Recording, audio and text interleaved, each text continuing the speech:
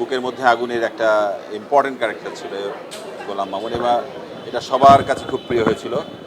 তানিম রহমান অংশু বানানো brilliant character সে তৈরি করেছে। ওখান থেকেই ক্যারেক্টারটা যেহেতু এত এই পরিমাণ জনপ্রিয়তা পেয়েছিল, প্ল্যাটফর্ম নিজে থেকেই চিন্তা করলো যে এটা নিয়ে একটা স্পিন অফ হতে পারে। আমার আগের একটা কাজ বেশ ভালো গেছে, আমার মাইসেল স্বপন, তো সেই ভাবনা থেকেই হয়তো ওরা আমার কাছে অ্যাপ্রোচ করেছিল। তো আমি শুরুতেই একটু হেসিটেন্ট ছিলাম এই কাজটা করবো, কিন্তু পরে অপূর্ব এবং আমি অংশুর সাথেও কথা বলেছি, সবাই ওয়েলকাম, মোস্ট ওয়েলকাম ভাই, ঠিক আছে আপনি করলে কোনো ইয়ে নেই। তো সেই দিক থেকে এটা কাস্টিংয়ের কোনো আমার চয়েস না, গোলাম মামুন অটো আছে বাই ডিফল্ট। সাবিনা নূর একটা ক্যারেক্টার ছিল যে আমাদের একটা যে ক্যারেক্টারটা এখানে আসছে, একটা ডিবি বা DP bureau officer, police officer. তো সেইখানে আমরা খুঁজছিলাম যে চরিত্রের একটা বিশেষ প্রয়োজন, বিশেষ দিক বিবেচনা করেই আমরা সাবিলাকে কাস্টিং করেছি। যে আমার কাছে মনে হয়েছে যেই দিকটা ওর একটা স্ট্রং সাইড আমার কাছে ভালো লেগেছিল বা আমি জানতাম, সেটাইকেই আমি ব্যবহার করেছি এই ক্যারেক্টারটার জন্য। সেই কারণে মানে চরিত্রের প্রয়োজনেই সাবিলার casting. Golam Mamun is not a dark character, একটা গ্রে ক্যারেক্টার বলা যায়, মানে একদম কমপ্লিটলি অন্ধকারের মানুষ না, একটু আমাদের মতোই মানুষ, ভালো মন্দ মেশানো মানুষ, একটু রকচটা মানুষ, একটা ব্যাক স্টোরি আছে, যার তার জীবনে একটা পার্সোনাল, গোলাম মামুনের জীবনে পার্সোনাল একটা ক্ষত আছে, যে তার দুলা ভাই মৃত্যুটা। তো অপূর্ব এই ধরনের আমার রোমান্টিক কাজ যাই করি, বা আমি রোমান্টিক বা ড্রামা যেই জনরাতেই অপূর্বর সাথে কাজ করেছি, আমার আন্ডারস্ট্যান্ডিং খুব ভালো।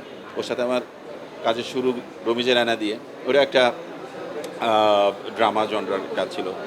তো সেখানেও অপূর্ব একটা গ্রে ক্যারেক্টার করেছিল, নেগেটিভ এবং সেমি নেগেটিভ ভালো মন্দ মেশানো একটা ক্যারেক্টার করেছে। সো ওর ওই অ্যাক্টিং ক্যাপাবিলিটিটা আছে, এবং এবং সেটাই আমি আরও ভালোভাবে কাজে লাগানোর চেষ্টা করেছি, এবং সেটাকেই সে আপনারা দেখতে পাবেন, কন্টেন্ট দেখলেই বুঝতে পারবেন কেমন করেছে।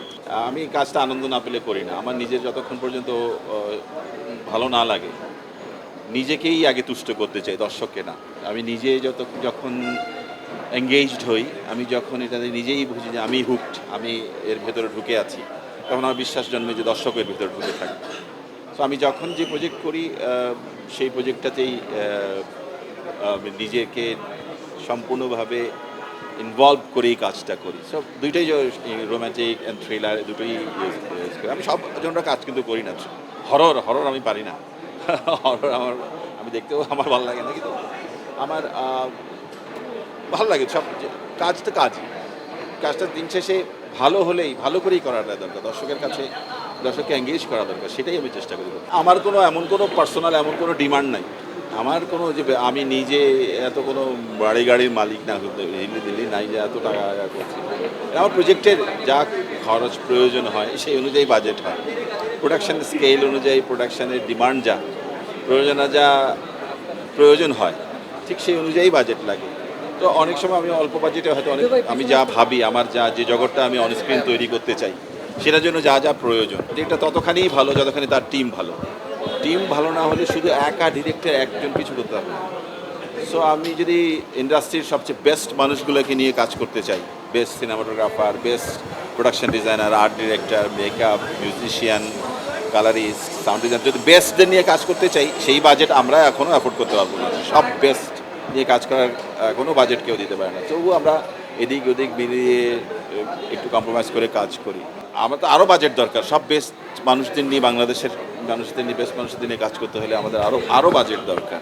তো এটা ভালো করতে গেলে যারা চায় যে ভালো করা যাবে, ভালো করতে হবে, তারাই সেই বাজেটটা অ্যাফোর্ড করে।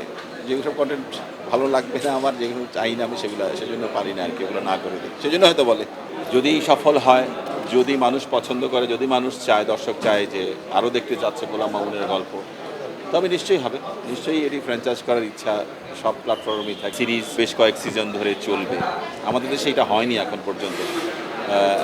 কয়েকটা সিজন চলেছে একটা সিরিজের, এখন পর্যন্ত হয়নি যে সিজন 2 এসছে। তো সেই জায়গা থেকে এটা অবশ্যই ইচ্ছা তো আছে। অ্যালেন স্বপনের বিষয়টা এখনও মাথায় আছে। যদি কখনো সময় সুযোগ হয়, অ্যালেন স্বপনের গল্প সেরকমভাবে হয়, সবার অ্যাভেলেবিলিটি হয়, সবার যদি সময় মতো হয় তাহলে হবে, এটা এখনই বলা যাচ্ছে না কখনো। ফিল্মের একবার মাঝখানে আলাপ হয়েছিল, তখন করোনা চলে আসলো। করোনা চলে আসার পরে এরপরে আমি কয়েকটা প্রজেক্ট ভেবেছিলাম, কিন্তু এর মধ্যে আবার ওটিটিতে এমনভাবে ফ্লাশ আমি ইনভলভ হয়ে গেলাম, একের পর এক ওয়েব ফিল্ম করেছি।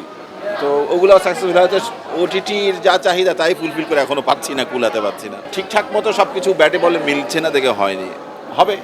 তো এবার আমি স্ট্রং, মোটিভেটেড এবং হাইলি ইচ্ছা নিয়ে পোষণ করছি যে আগামী বছর সিনেমা আনবো। থ্রিলার যা করেছি সবগুলোই সাকসেস।